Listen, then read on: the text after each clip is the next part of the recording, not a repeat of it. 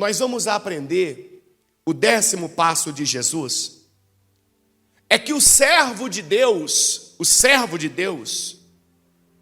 ele sim, ele vai enfrentar lutas nessa terra, batalhas nessa terra. Mas cada luta que o servo de Deus enfrenta, cada batalha,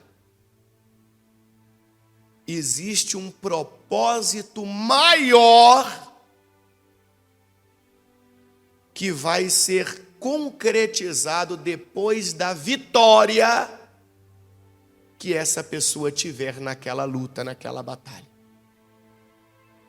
Então, todo servo de Deus vai enfrentar batalhas, lutas, por um propósito maior.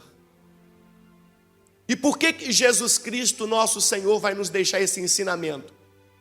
Porque se divulga por aí, desde quando o mundo é mundo, que as pessoas que servem a Deus não têm que passar por lutas, não têm que passar por dificuldades, porque se está tendo dificuldade é o diabo que está na vida da pessoa. Se está tendo um problema, é o demônio que está na vida da pessoa. Será que é isso que a Bíblia ensina? Será que realmente depois que a pessoa começa a servir a Deus, ela vai ficar totalmente imune a qualquer dificuldade? Será que foi isso que Jesus Cristo viveu? Porque pelo que eu sei e você sabe, ele enfrentou uma luta terrível. A Bíblia Sagrada nos mostra a perseguição, a Bíblia Sagrada nos mostra a humilhação e todo o sofrimento que ele teve nesta terra, mas sempre visando um propósito maior. Vai comigo, por favor, lá no livro de Tiago. Vamos começar em Tiago. Para quem não sabe, Tiago era irmão de quem? De Jesus Cristo. Capítulo 1, versículo 2. Vamos começar por aqui. Vamos lá. Então hoje nós vamos aprender sobre as lutas, as batalhas que um servo de Deus enfrenta, mas sempre porque existe um propósito maior envolvido. Olha o que Tiago diz: meus irmãos, considerem motivo de grande alegria sempre que passarem por qualquer tipo de quê? De provação. Então aqui Tiago está falando de duas coisas. Primeiro, ele está dizendo para nós que os irmãos em Cristo, ele chama de irmãos, então são servos de Deus, vão enfrentar lutas, provações. E ele diz que o servo de Deus deve enxergar esses momentos de batalhas, de lutas, como motivo de grande alegria. Mas por que grande alegria em momentos tão ruins da nossa vida, tão difíceis? Versículo 3. Pois sabem que, quando sua fé é provada, a perseverança tem a oportunidade de quê, pessoal? De crescer. O que é fé? Fé é certeza. Confiança em quem? Em Deus. Então está escrito que quando a minha confiança em Deus é provada, então a minha perseverança, a minha continuidade vai ter a oportunidade de quê? De crescer. De crescer. É impossível a perseverança de alguém crescer se esse alguém não enfrenta dificuldades, lutas. É impossível. Então, o motivo da alegria é esse. É saber que cada batalha que eu venço significa que mais forte eu fico, mais preparado eu fico. Então, mais firme nos caminhos de Deus eu estarei, eu ficarei. Versículo de número 4. E é necessário que ela cresça. Ela quem? A perseverança. Pois, quando estiver plenamente desenvolvida, vocês serão o quê, pessoal? Maduros e completos, sem que nada lhes falte. Diga glória a Deus. Então uma pessoa só vai se tornar madura e completa quando ela tiver vencido muitas lutas, batalhas, dificuldades. E aí está escrito que nada mais vai me faltar. Por quê? Porque eu vou ter uma consciência diferente. Eu vou ter uma confiança verdadeira. Eu vou ter uma certeza, Deus está comigo.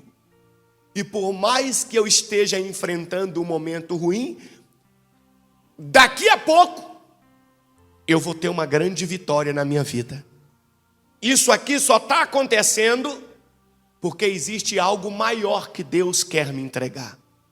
Mas para mim receber aquilo que é maior, eu preciso primeiro vencer isso daqui que é menor. E o versículo 5 diz assim: se algum de vocês precisar de sabedoria, peça a nosso Deus, generoso, e receberá. Como assim precisar de sabedoria? Sabedoria para quê? Nós estamos falando de quê aqui? Nós estamos falando de quê, pessoal? Das lutas, das dificuldades, das batalhas, das provações. Então aqui está escrito: se algum de vocês precisar de sabedoria, peça ao nosso Deus generoso e receberá. Sabedoria para quê?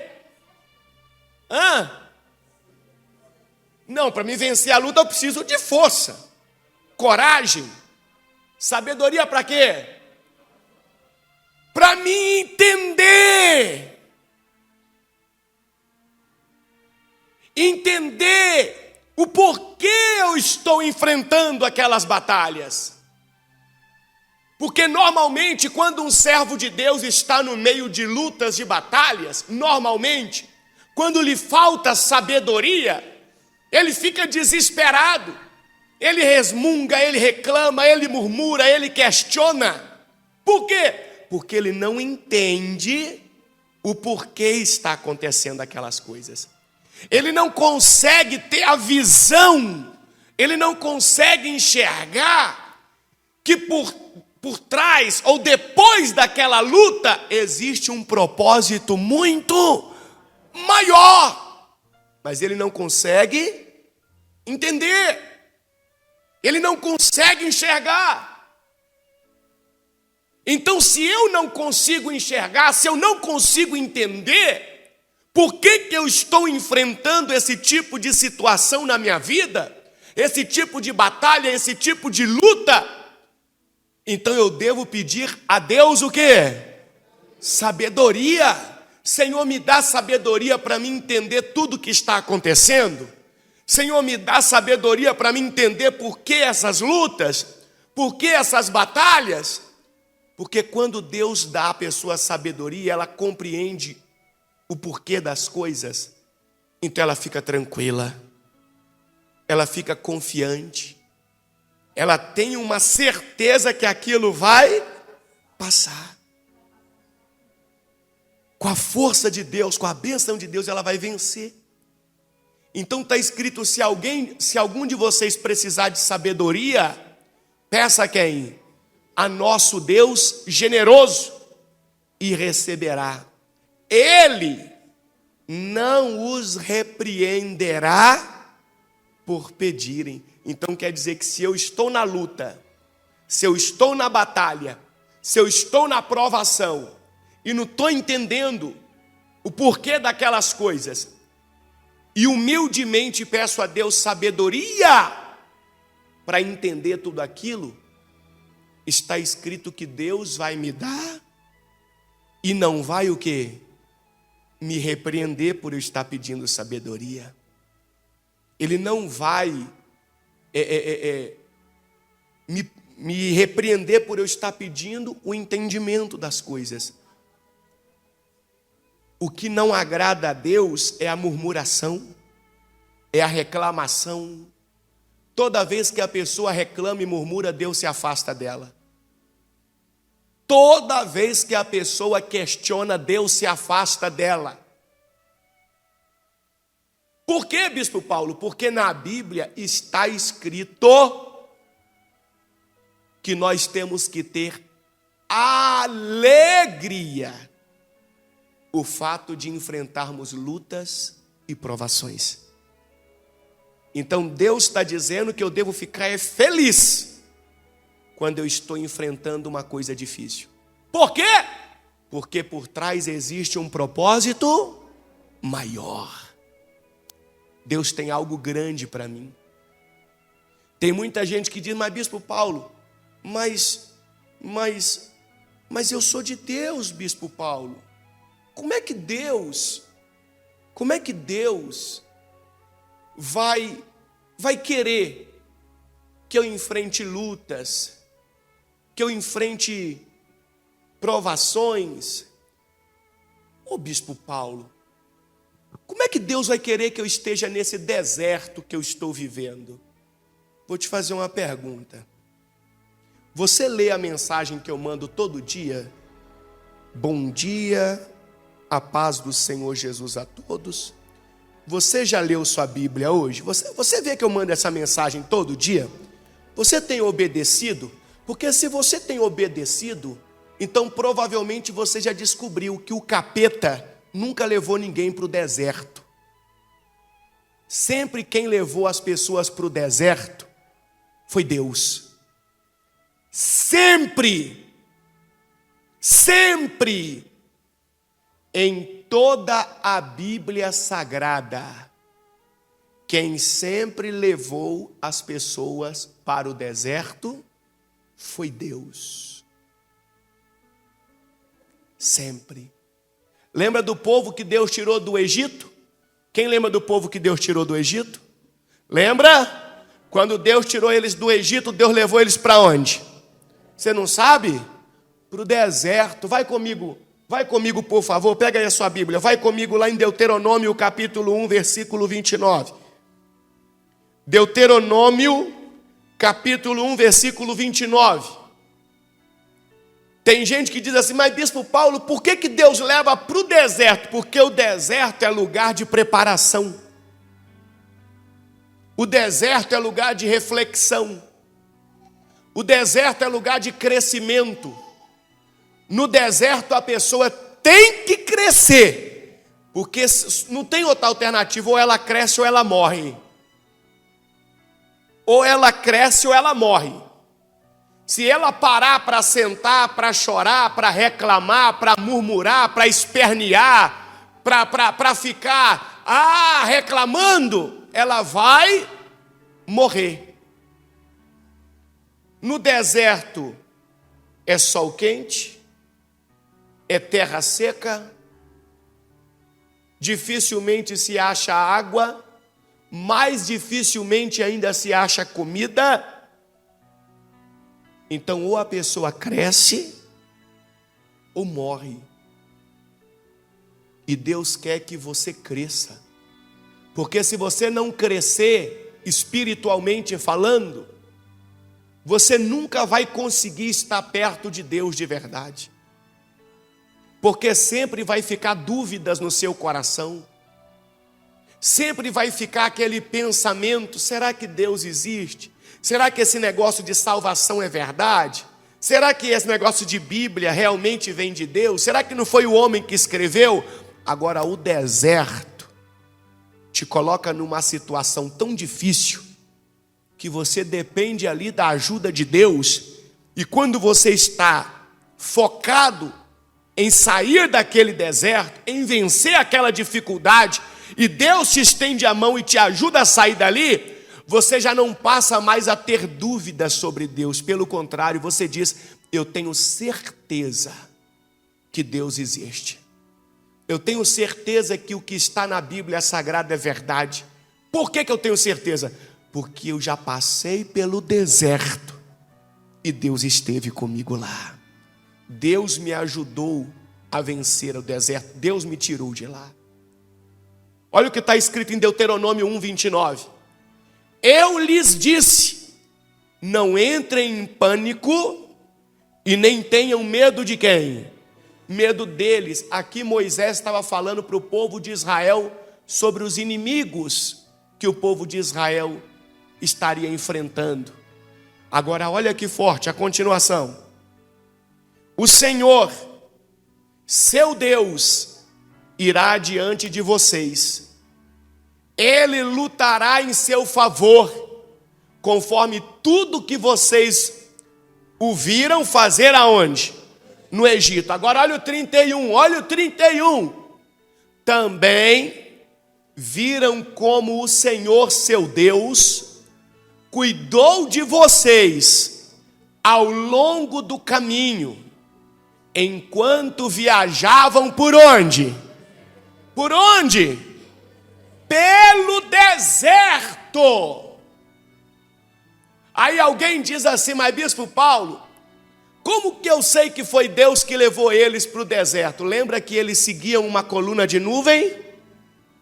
A coluna de nuvem era quem? Era Deus, correto? Se eles só iam na direção que a coluna de nuvem estava indo, se a coluna de nuvem foi para o deserto, quem levou eles para o deserto? Deus. Eles não estavam prontos para entrar na terra prometida.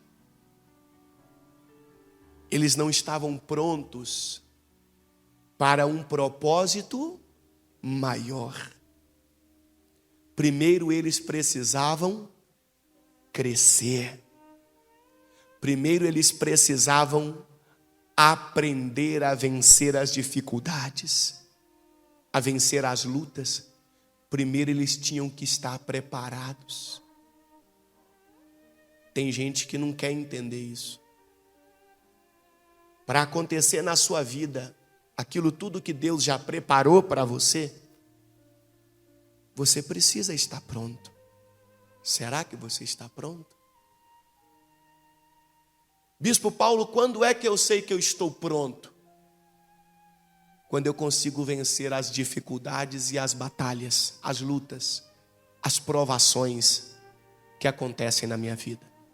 É aí que eu sei que eu estou pronto. A melhor espada é aquela que vai várias vezes no fogo. É aquela que mais tempo fica no fogo. É aquela que mais enfrenta o calor, a dificuldade. Essa vai ser a melhor espada. Essa não vai se quebrar. Se você não entender isso, vai ficar impossível Deus entregar para você aquilo que Ele deseja entregar. O propósito maior não vai se cumprir. Não vai. Por quê?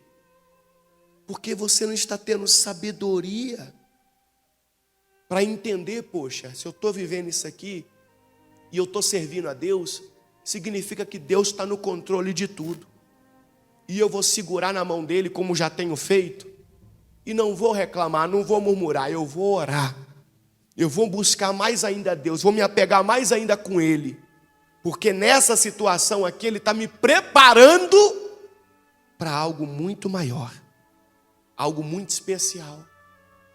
Então olha o que Moisés disse para o povo: também viram como o Senhor seu Deus cuidou de vocês ao longo do caminho, enquanto viajavam pelo deserto, como um pai cuida de seu filho. Agora, ele os trouxe a este lugar. No entanto, mesmo depois de tudo que ele fez, vocês se recusaram a confiar no Senhor, seu Deus. Por quê, pessoal? Por quê? Por que eles se recusaram? Lembra que os espias foram ver a terra prometida? Quando os espias voltam e dizem que lá tinha dificuldades, tinha inimigos para serem vencidos, o que o povo de Israel faz? O que o povo faz, pessoal? O povo reclama, o povo murmura. Por que eles reclamaram e murmuraram? Por quê? Porque eles ainda não estavam prontos, preparados para aquele propósito maior. Não estavam prontos. Aí Deus disse para eles: já que vocês não estão prontos, voltem para o deserto. E eles vão ficar mais 38 anos no deserto, até estarem prontos para quê?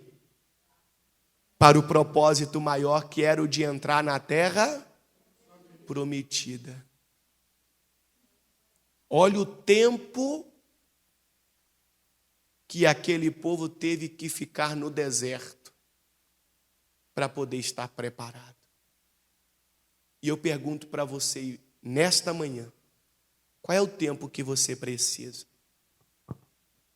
Quando é que você vai parar de reclamar, de murmurar? Quando é que você vai entender que essas lutas que você está enfrentando, essas provações, fazem parte de um grande projeto de Deus para a sua vida?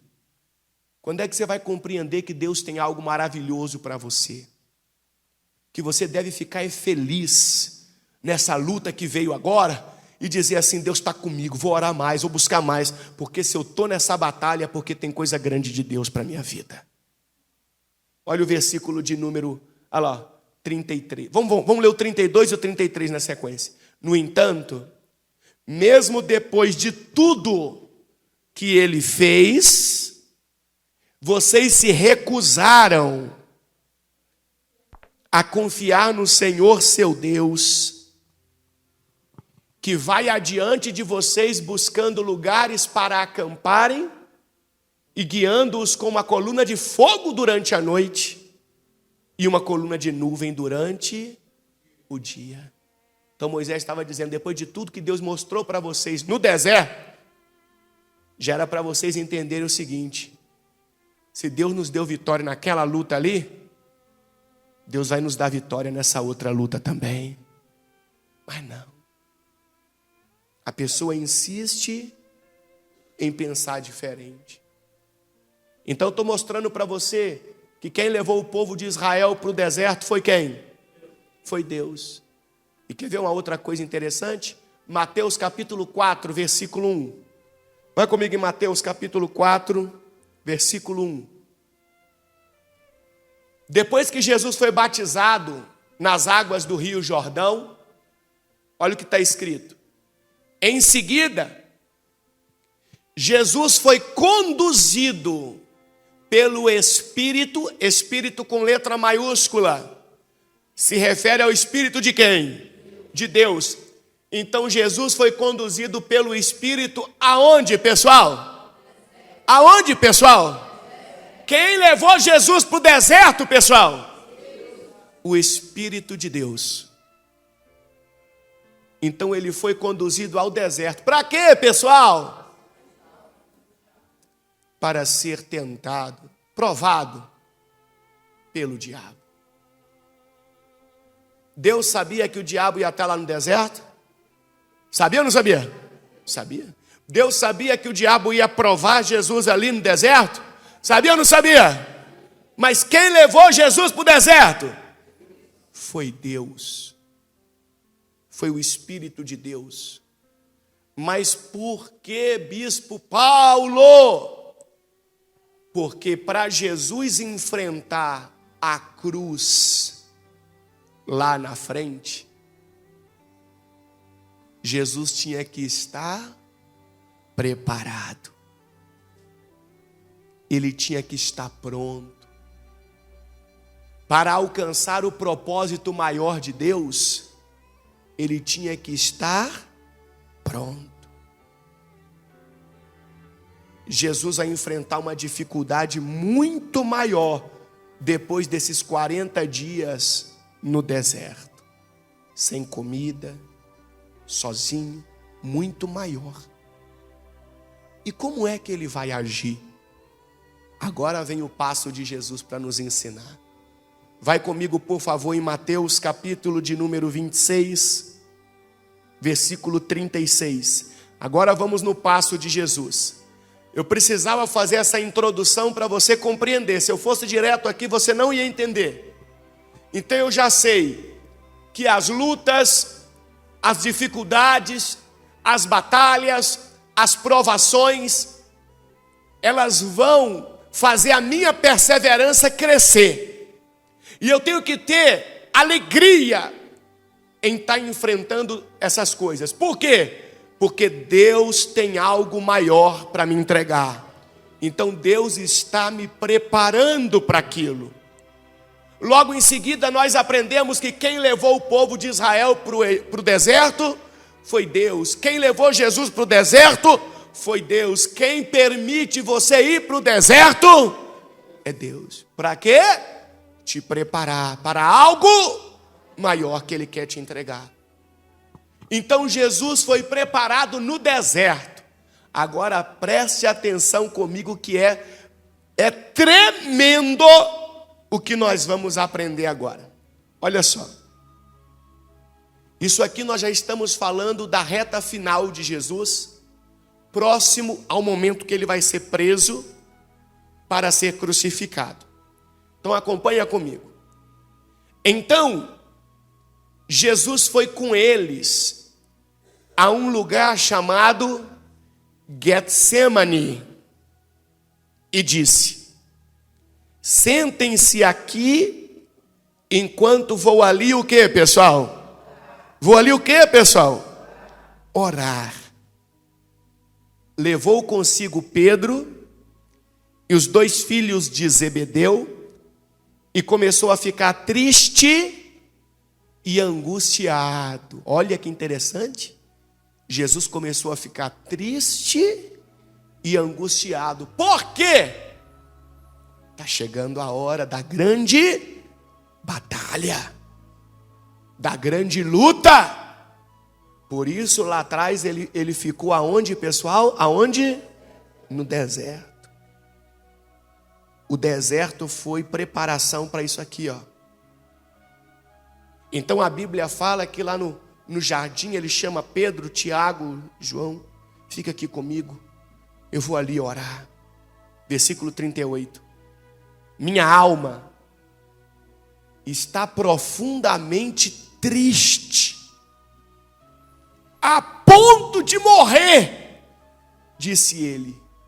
Fiquem aqui e vigiem comigo. Ele avançou um pouco, curvou-se com o rosto no chão e orou: meu Pai, se for possível, afasta de mim este cálice. Contudo, que seja feita a tua vontade e não a minha. Diga glória a Deus. Jesus sabia que aquela luta ia ser tão árdua, aquela batalha ia ser tão ferrenha, que ele disse: Pai, se for possível, afasta de mim esse cálice. Essa batalha, o sofrimento que vai ser todo esse processo, Mas que seja feita a tua vontade e não a minha. Antes da gente refletir nisso tudo, eu vou te fazer uma pergunta. Deus afastou de Jesus aquele cálice?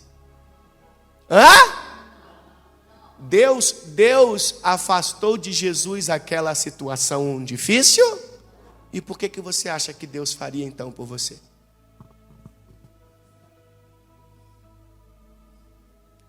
Bispo Paulo, mas por que Deus não afastou? Porque era necessário. Era uma preparação. O propósito de Deus era muito maior. E para que esse propósito se cumprisse, tinha que ter todo aquele processo. Tinha que ter todo aquele enfrentamento.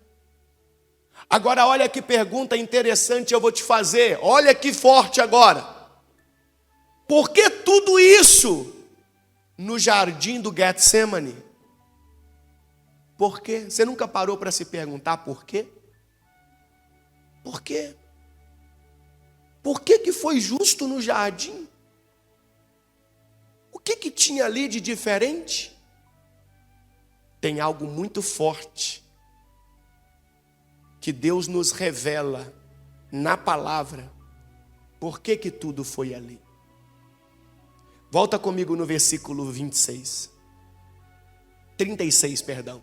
Olha que profundo. Olha que profundo. Vamos lá. Então Jesus foi com eles. Jesus pegou os discípulos. Eles não estavam lá. Eles tinham acabado de participar do quê, pessoal? Da Santa Ceia. Aonde? Dentro da cidade de Jerusalém. Dentro da cidade de Jerusalém. Fica uma distância de pé, andando, em torno de 1,5 km a 2 km, de onde eles saem até o jardim. Sendo que aonde eles estavam, ficava bem próximo da casa do sumo sacerdote Caifás, e também perto da casa de Anás. Então, é como se eu dissesse para você assim, para você entender. Imagina que Jesus estava aqui na igreja, a casa do sumo sacerdote, aonde ele vai ser levado, depois de ser preso no jardim, ficasse ali naquele posto de combustível da esquina ali pertinho, e o jardim ficasse lá em cima no pistão, ou um pouco para lá no Carrefour. Então Jesus sai daqui e vai para lá. Já que ele sabia que iriam buscá-lo, iriam prendê-lo, não era melhor ter ficado aqui? Eles buscam aqui, pelo menos a caminhada é mais curta. O esforço é menor para ele, diante de tantos flagelos que ele ia enfrentar. Agora olha que tremendo. Jesus vai para um lugar chamado Getsemane. O que significa a palavra Getsemane? Caveira não, caveira é lá o monte da crucificação. O que significa Getsemane? Lagar de azeite. Lagar, o lugar onde se espremiam as azeitonas para tirar o azeite. Preste atenção. Então, para que as pessoas tivessem o azeite em casa, primeiro as azeitonas precisavam ser o quê? Espremidas, prensadas, esmagadas. E o azeite, no tempo de Jesus, ele era usado para quê? Ele era usado para produzir luz, as lamparinas. Ele era usado para curar. Fazia-se uma espécie de emplasto medicinal com azeite, passava-se nas feridas. E ele era usado para dar sabor aos alimentos. Só que para esse azeite chegar nas pessoas, primeiro as azeitonas tinham que ser o quê? Prensadas, esmagadas. Quando Jesus vai ao jardim do Getsemane, ele está nos dizendo o seguinte: para que você tenha luz na sua vida, cura de sua alma e sabor em sua vida, eu preciso ser esmagado. Eu preciso ser prensado. Eu preciso ser exprimido. Gente, isso é muito forte. A mensagem que Jesus nos passa ao ir ao jardim do Getsemane é muito forte. Muito, muito forte. Porque ele já tinha dito anteriormente: eu sou a luz do mundo. Quem me segue não andará nas trevas. Quem lembra dessa mensagem? Está lá em João, coloca para mim, por favor. João 8,12. Presta atenção para você entender. João 8,12. João 8,12. Olha o que ele diz. Jesus voltou a falar ao povo e disse: eu sou a luz do mundo. Se vocês me seguirem, não andarão no escuro, pois terão a luz da vida. Então Jesus já tinha dito que ele era o quê? A luz do mundo, correto? Ele, presta atenção, ele disse: se vocês me seguirem, então vocês não andarão no escuro. Mas espera aí, Jesus nunca saiu da Terra Santa. Fisicamente falando, Jesus nunca foi a outro país, foi a outro território. Ele sempre andou no território de Israel, a Terra Santa. Como é que pessoas do mundo todo iriam seguir a Jesus? Presta atenção, ó. Lembra da azeitona sendo esmagada? Presta atenção. Como é que pessoas do mundo todo iriam seguir a Jesus? Quando ele fala da cura, vai comigo, por favor, lá em Lucas 4,16. Lucas 4,16. Vai comigo. Olha o que Jesus disse. Quando Jesus chegou a Nazaré, cidade de sua infância, foi à sinagoga no sábado, como de costume, e se levantou para ler as Escrituras. Entregaram-lhe o livro do profeta Isaías, e ele o abriu e encontrou o lugar aonde estava escrito: o Espírito do Senhor está sobre mim. Presta atenção, ó. O Espírito do Senhor está sobre mim, pois ele me ungiu para trazer boas novas aos pobres.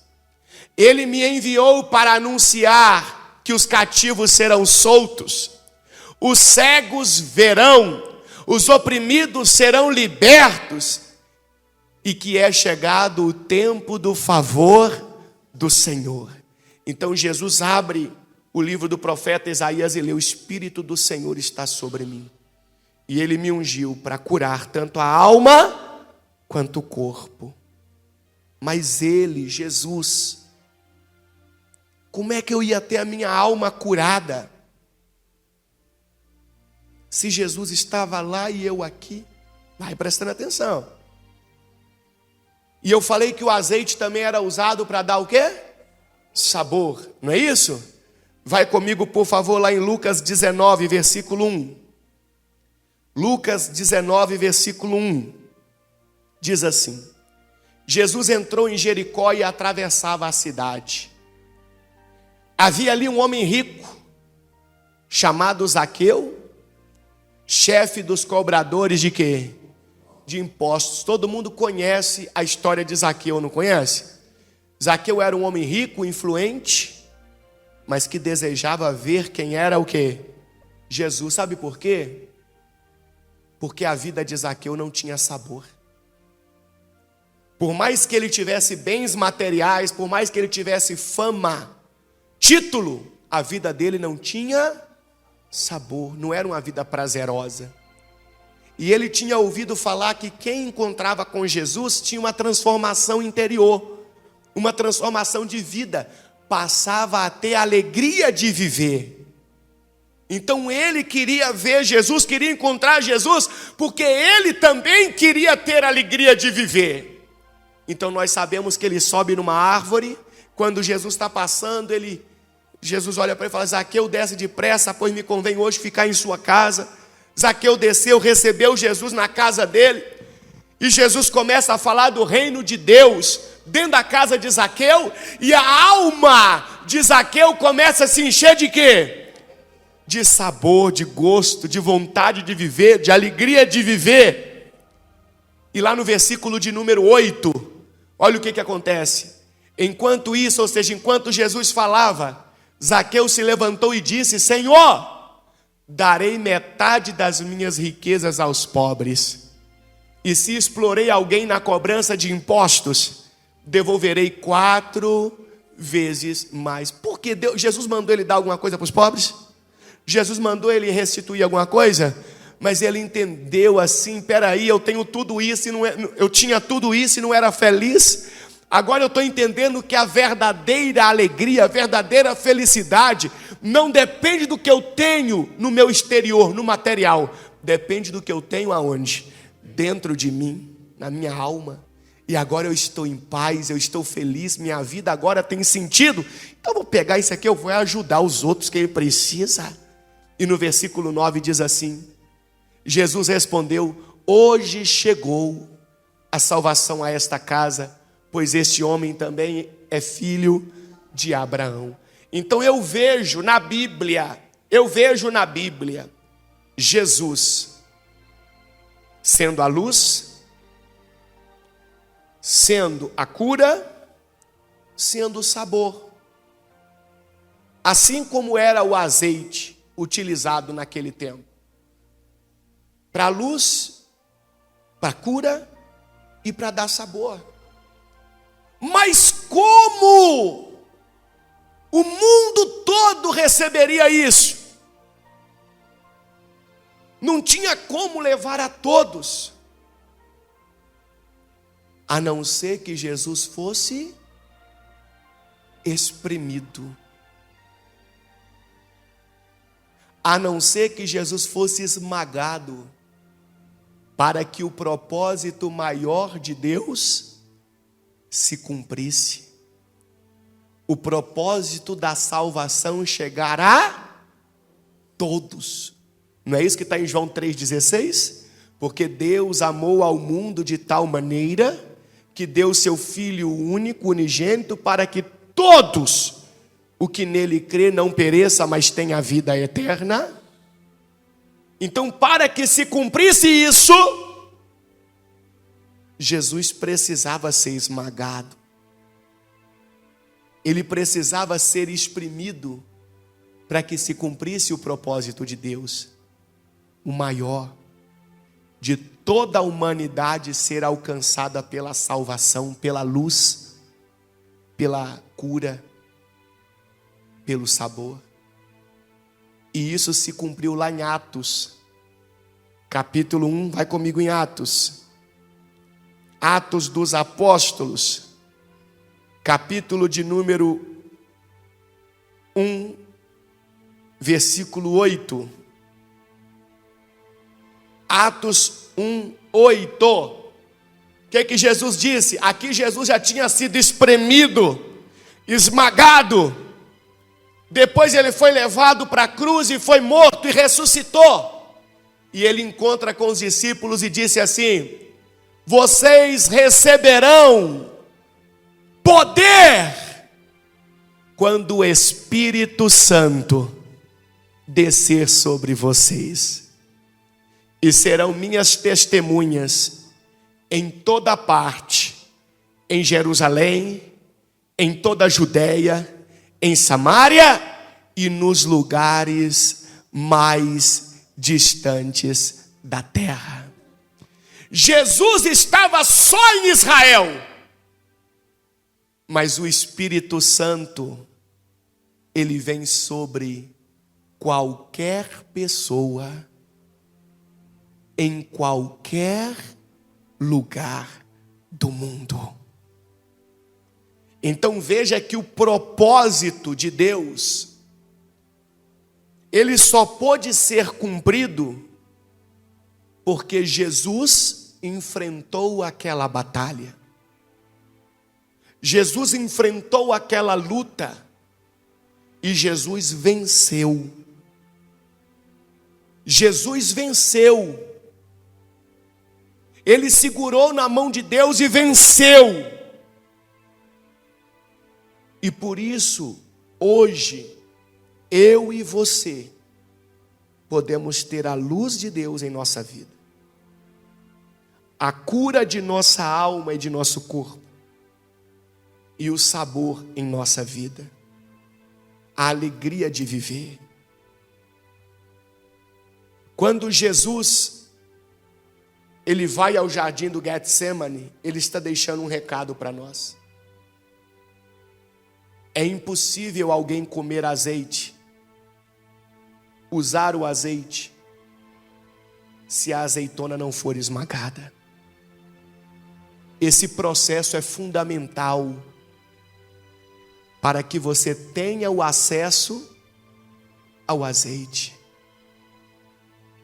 Então Jesus estava ensinando para nós assim: o que eu vou enfrentar é fundamental para que o Espírito Santo seja derramado sobre todos aqueles que crerem em Deus de verdade, que buscarem a Deus de verdade. E aí ele deixou um recado para nós.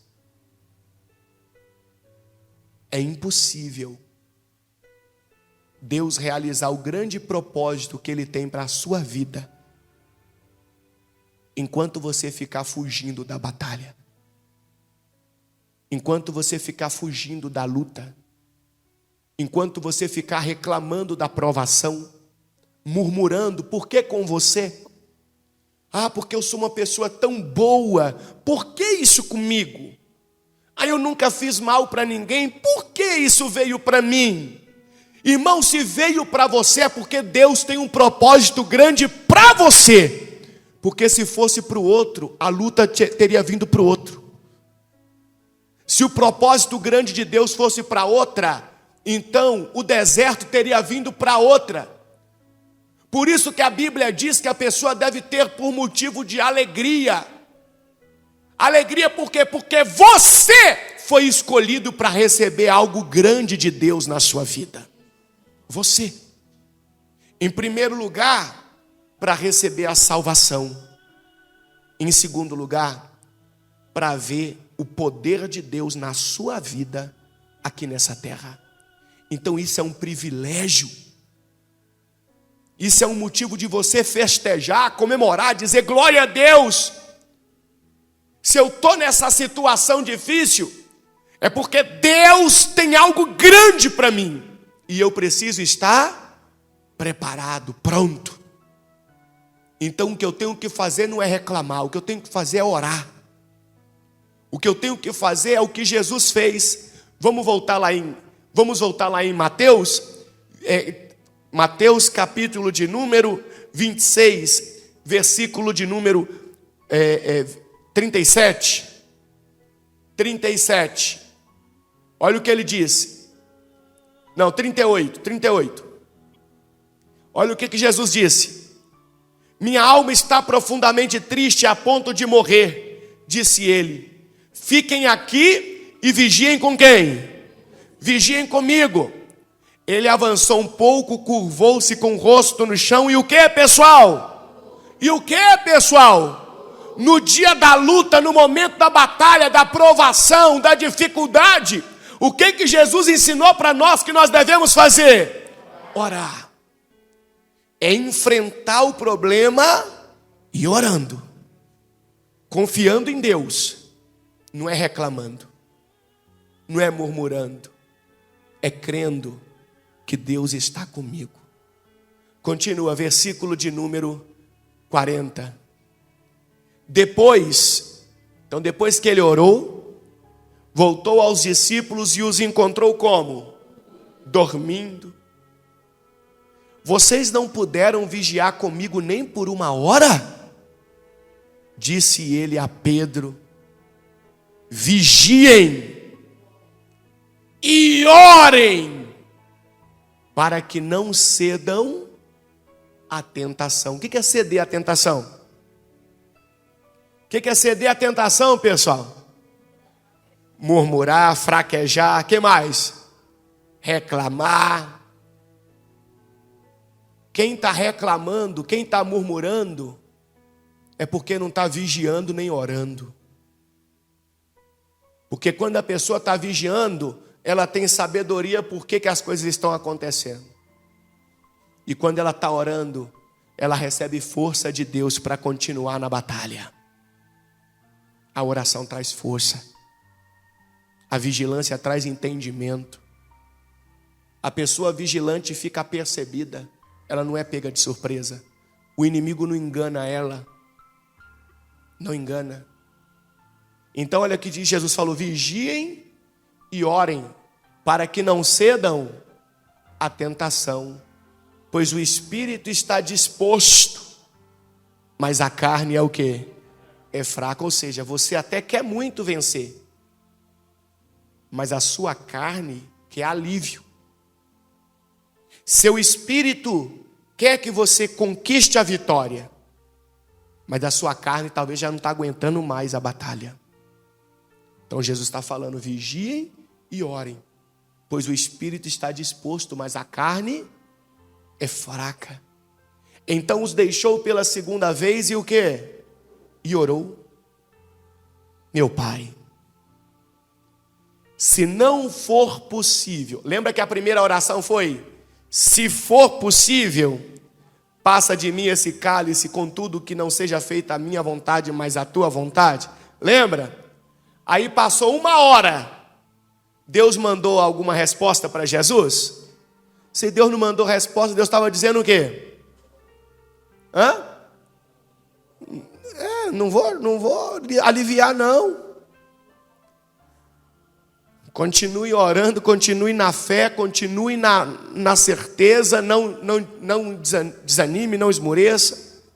Agora olha a segunda oração: meu Pai, se não for possível afastar de mim esse cálice sem que eu o beba, faça-se a tua vontade. Em outras palavras, eu não vou retroceder, eu não vou desistir, eu não vou andar para trás, eu não vou fugir. Não vou. Versículo 43. Quando voltou pela segunda vez, encontrou-os como, pessoal? Como, pessoal? Dormindo de novo, pois não conseguiam manter os olhos abertos. Então quer dizer que pela segunda vez, quando Jesus volta, os discípulos estão de novo dormindo. Tem gente que já está há 10 anos na igreja e está dormindo até hoje. Tem gente que está há 5 anos e está dormindo até hoje. Tem gente que está há 1 ano na igreja e está dormindo até hoje. Tem gente que tem 30 anos de igreja e está dormindo até hoje, até agora não acordou. Não entendeu? Espera aí. Isso tudo que veio é porque o próprio Deus está permitindo acontecer. Deus está me preparando para algo maior. Então eu tenho que vencer.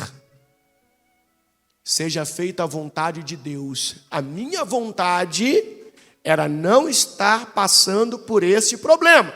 Era não estar vivendo esta situação. A minha vontade. Mas se a vontade de Deus é essa, para Ele me preparar para algo maior, então que seja feita a vontade de Deus. Senhor, eu te peço, me dá força, porque eu vou vencer em nome de Jesus, e eu vou ver aquilo que o Senhor preparou para mim se tornando uma realidade. Eu vou ver. Versículo de número 44. Foi orar pela terceira vez, dizendo novamente as mesmas coisas. Em seguida voltou aos discípulos e lhes disse: como é que vocês ainda dormem e descansam? Vejam, chegou a hora. O Filho do Homem está para ser entregue nas mãos dos pecadores. Levantem-se e vamos. O meu traidor chegou. Então veja que Jesus foi de encontro aos homens que foram prendê-lo. Ele não fugiu, não. Ele falou: o que é a luta? A luta é essa? Vou lá. Orei, pedi a Deus força, creio que o propósito de Deus é maior e vai se cumprir na minha vida. E realmente se cumpriu. O que está escrito lá em Filipenses 2,9, se eu não me engano? Que Deus o exaltou sobremaneira e lhe deu o nome que está acima de todo nome. Por isso Deus o elevou ao lugar de mais alta honra e lhe deu o nome que está acima de todos os nomes, para que ao nome de Jesus todo joelho se dobre nos céus, na terra e debaixo da terra, e toda língua declare que Jesus Cristo é Senhor, para a glória de Deus o Pai. Mas para tudo isso acontecer, ele teve que ser espremido como azeitona. Ele teve que ser esmagado como azeitona. O Espírito Santo, ele é simbolicamente representado pelo azeite. Então, quando Jesus foi espremido, o Espírito Santo foi liberado. Quando Jesus foi esmagado, o Espírito Santo foi entregue para toda a humanidade. Agora olha que bacana. O Deus Criador, o Deus Pai, era um Deus distante. Um Deus longe da humanidade. Aí Deus tem um propósito de ficar mais perto da humanidade. Ele vai se despir da sua glória e vai se fazer homem, Jesus Cristo. E ele vai ficar mais perto do ser humano, o Emanuel, Deus conosco. Só que ele estava na terra de Israel, e o mundo era muito grande, muitas pessoas. Aí Deus coloca o seu propósito em prática de novo, porque o objetivo dele era maior. E Jesus é esmagado, é espremido, e o Espírito Santo é derramado, é liberado sobre toda a humanidade. Lá era o Deus Criador longe, no meio o Emanuel, Deus conosco, Deus presente fisicamente na Terra Santa, e o Espírito Santo é Deus em nós. Lá Deus longe, no meio Deus perto, e agora Deus dentro de cada coração que o busca. Então veja como o propósito era muito maior. Por isso Jesus enfrentou tudo aquilo e venceu. E hoje, se você é um seguidor de Jesus, se você quer seguir os passos de Jesus, tenha alegria por cada batalha, por cada provação, por cada luta que vier para você.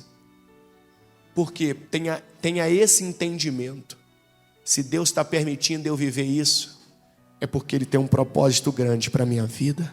E eu não vou murmurar, não vou reclamar, não vou retroceder, não vou parar. Eu vou em frente. Porque Deus é grande e Deus vai me honrar. Quem entendeu a palavra do Senhor? Você crê? Para fechar aqui, Mateus capítulo de número 16, versículo 14. Será que valeu a pena tudo que Jesus enfrentou? Será? Para finalizar, Quando Jesus pergunta, é aqui mesmo? Não é Marcos? Marcos, perdão, 16:14. Para finalizar. Marcos 16:14. Mais tarde, enquanto os 11 discípulos comiam, Jesus lhe apareceu. Ele os repreendeu por sua incredulidade obstinada, pois se recusaram a crer naquele que o tinham visto depois de sua ressurreição. Jesus lhes disse: vão ao mundo inteiro e anunciem as boas novas a todos. Antes era só em Israel, agora pode ir ao mundo todo. Ao mundo todo. Por quê? Porque agora o Espírito Santo ia chegar a qualquer pessoa, em qualquer lugar. Vão ao mundo inteiro e anunciem as boas novas a todos. Quem crer nas boas novas da salvação, no Evangelho de Jesus, e for batizado, será o quê? Salvo. Mas quem se recusar a crer, será o quê? Condenado. Os seguintes sinais acompanharão aqueles que creem. Antes era com Jesus ali, Jesus era luz, Jesus curava, Jesus dava sabor. Agora não. Agora que Jesus foi espremido, agora que Jesus foi esmagado, que ele venceu a batalha, e o Espírito Santo era o grande propósito de Deus de salvação, de transformação no ser humano. Ele foi derramado sobre a vida das pessoas. Agora os sinais acompanharão aqueles que crerem, aqueles que tiverem o Espírito Santo. Em meu nome expulsarão demônios, falarão em novas línguas, pegarão em serpentes sem correr perigo, se beberem algo venenoso não lhes fará mal, e colocarão as mãos sobre os enfermos e eles serão curados. Antes quem fazia isso? Jesus fisicamente, pessoalmente. E agora que o Espírito Santo foi derramado sobre todo aquele que crê em Deus de verdade, qualquer pessoa que estiver cheia do Espírito Santo pode fazer tudo isso e muito mais. Então, a mensagem que Deus quer que você leve daqui hoje é: enfrentar lutas, enfrentar situações difíceis, provações, deve ser para você um motivo de alegria. Alegria porque você entende que Deus escolheu você para te entregar algo muito maior. Só que para isso você precisa estar preparado. E o deserto é que prepara você para grandes conquistas. Amém?